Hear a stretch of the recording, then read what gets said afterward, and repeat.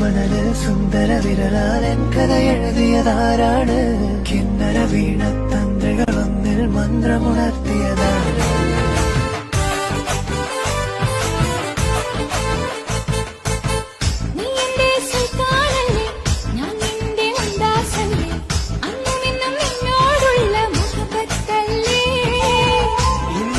കൊണ്ടുപോകും എന്റെ പൊന്നും പൈങ്കിളിയെ മുഞ്ചുള്ള കൂട്ടിൽ നമുക്കൊന്നിച്ചുറങ്ങാം.